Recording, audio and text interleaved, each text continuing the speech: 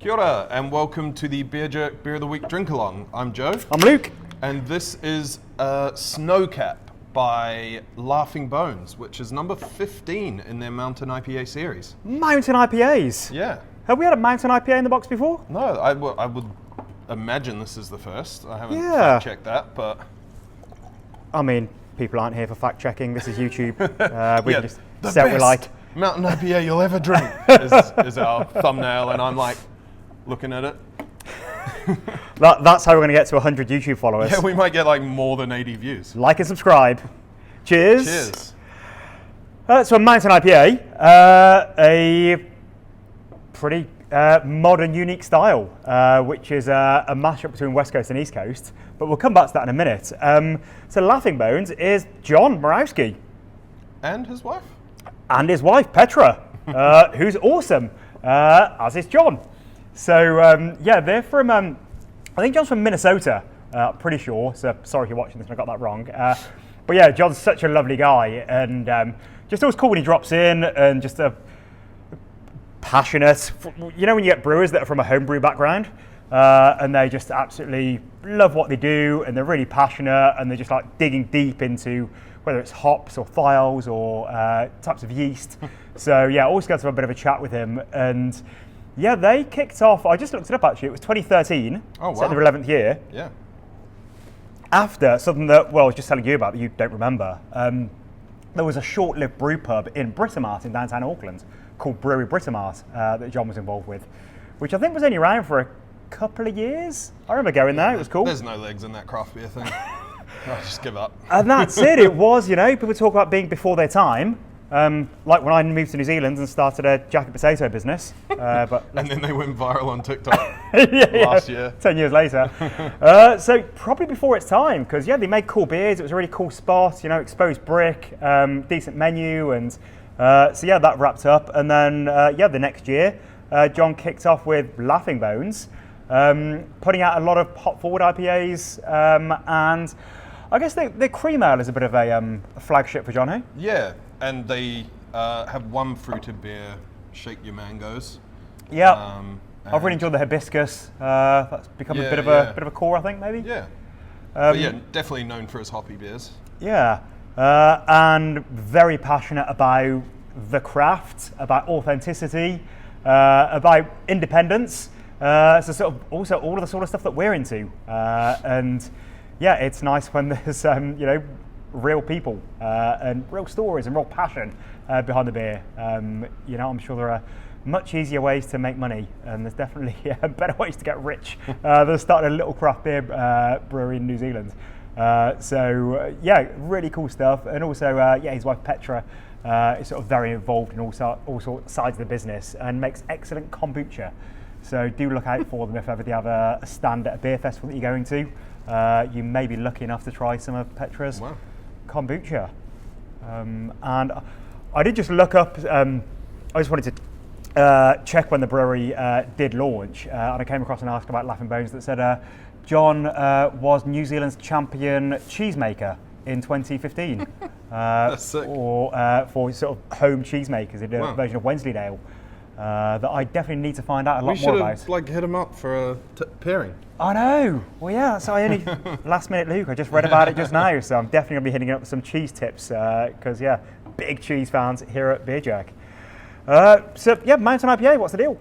Yeah, so you got that classic kind of West Coast bitterness in the back, but when you first take that sip, it's super sort of tropical. I get a bit of like sort of coconut as well, which I think looking up the hop blend used, Falconer's Flight, there is Sriracha Ace in that blend. Yeah. So yeah, just quite a cool style, especially if you're someone who kind of likes hops and doesn't mind hazy, but you're a bit sick of kind of the classic New England IPA or hazy IPA. It definitely brings something different. You got those classic C hops, Chinook and Columbus, bringing West Coast vibes, but pine. Yeah, it's very piney. Yeah. Quite resinous, like it's that bitterness that really lingers and almost builds over like 30 seconds. When you first swallow, it's not there, and then all of a sudden you're reaching for another juicy sip because your mouth is full of pine resin. Yeah, just on the sort of the top of your palate, just like even like the roof of my mouth as it's hitting that, I'm getting the more pine type character. And then yeah, the aftertaste is ripe fruit. It's a bit like stone fruit, I guess like lime mandarin vibes. Yeah. Because the hops were There's Waiheke, which is a New Zealand hop. yeah, it's a lovely aromatic, sort of minimal bitterness. Yeah, Chinook Columbus and that.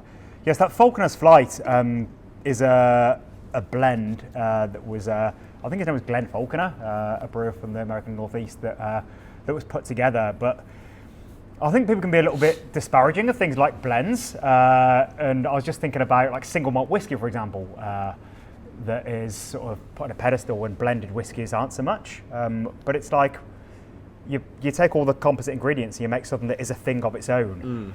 I suppose much like coffee, right? Yeah, like pretty much every cafe, other than the top of the specialty, will run blends through their espresso machine. Yep. Just because, you know, every raw ingredient, coffee, hops, malt for whiskey and the barrels, has characteristics. Some of them, most of them positive, that's why we like them, but some of them maybe not so positive or just not well balanced. So single origin coffees often, you know, super bright, super floral, super fruity, but for an espresso blend that you're mixing with milk, you don't want something that tastes like raspberry. Yep. You want something that tastes like caramel and toffee and nuts. So that's why you use blends, and I suppose it could apply to hops as well. You're trying to brew a tasty IPA, you want an ingredient that hits that note, that note, that note, and doesn't leave any sort of gaps in the palate where it's like, oh my god, that's so bright, but there's actually nothing creamy behind it to sort of make it a nice, sweet drinking experience. Yeah, so Falconer's Flight is really cool, and it's so you know the layman might look at it and be like, oh, why have you put like a blend of hops in with 3 other hops? But it's Falconer's Flight is a thing of its own. It's like it's the sum of its parts. Yeah, you can use ingredients or like finished products as ingredients. Yeah, totally. And yeah, I feel like Laughing Bones have just they've taken Mountain IPA and they've just ran with it. They've made it their own. Oh, it's John's thing. Yeah, and I think I've seen a couple of other breweries do them. Oh, totally. But definitely not as a series or anything like that. It's like 802 became synonymous. Especially for the first few years.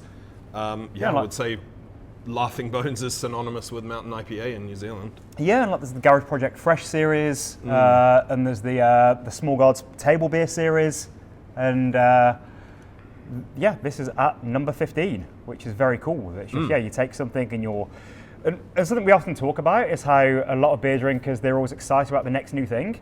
And it's like, well, actually these brewers are making incredible core range beers all the time. And you chat to brewers and, they talk about the frustration of, you go to your customers of, bottle shops and bars, and they're always like, oh, what's new? And it's like, well, what's perfect? I've been brewing this lager for 10 years. It's honed, it's perfection, it's absolutely incredible. So I think with a series like this, it's like the best of both, that a brewer gets to really hone the style and the malt base and work with different yeasts and just really get it to a level of perfection while mixing it up each release so that the Pokemon catchers have still got something new to try and it's in that world and wheelhouse and we're on board of it. So yeah, very clever for brewers to do these series of beers. Yeah, and with Mountain IPAs, I think they are always hazy, aren't they? That's one thing that is locked in with the style. They're not brewing West Coast malt bases with only aromatic hops on top. That could be pretty messy. So it definitely works better this way, using the sort of piney resinous hops on a light pillowy base with some nice sort of stone fruit tropical aroma. Precisely, that's the point of it, that it's a mashup with the body of New England hazy and the bit of bitterness of a West Coast. I was just thinking, because our table beer series has already taken some turns. It's like, where could John possibly go with Mountain IPA? But probably best to keep it to this because it's delicious. Well, I've only drunk one black hazy IPA. I'm not aware of any more than one black hazy IPA being released in New Zealand. Trans-Tasman? That wasn't a hazy, was it? Wasn't it? No. It was a double black cold. Yeah, it was a beers one. Beers, yes.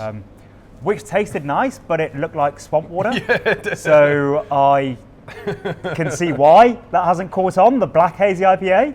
But yeah, Mountain, kind of surprising there aren't more brewers doing them. So yeah, cool that John is flying the flag over in Silverdale. And have you got much else to add?